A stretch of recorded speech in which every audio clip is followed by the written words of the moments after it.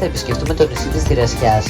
Αυτό είναι λοιπόν το πρόγραμμα μας για σήμερα. Υπάρχει μπαρ το οποίο λειτουργεί στο επάνω κατάστρωμα. Οι τουαλέτες βρίσκονται στο εσωτερικό του κάτω κατάστρωμα Stragguide durante la gita.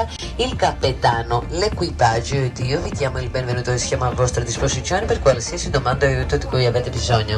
La nostra prima meta è l'attivo vulcano di Santorini sull'isoletta di Nea Kameni. Poi proseguiamo per il vulcano inattivo di Santorini sull'isoletta.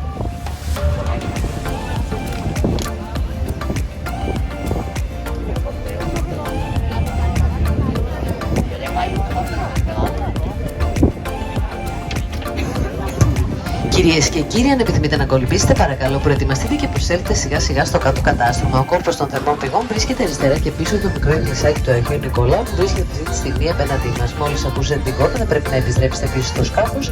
Θα παραμείνουμε εδώ για συνολικά 30 λεπτά. Μισή ώρα. Μόλις ακούσετε την κόρτα, να επιστρέφετε. Ευχαριστώ. Ladies and gentlemen, if you like to swim, you are kindly requested to get ready and proceed now on the lower deck.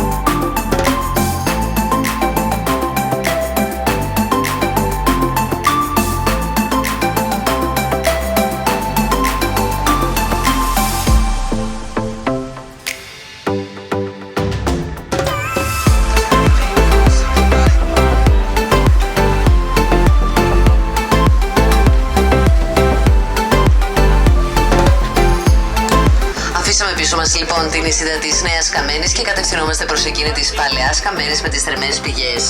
Η Παλαιά Καμένη αποτελεί ηφαιστειακό σχηματισμό που αναδύθηκε στην επιφάνεια της θάλασσας 2.000 χρόνια πριν.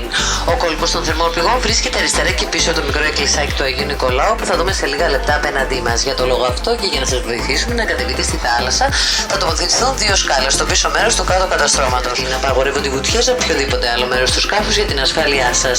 Αφού λοιπόν κατεβείτε στη θάλασσα, θα πρέπει να κολυμπήσετε για περίπου 50 μέτρα μέχρι τον κόλπο των θερμών πηγών. Το χρώμα του νερού. It is from this point only that you are allowed to dive or get into the water from the ladder. Diving is not allowed from any other point of the boat.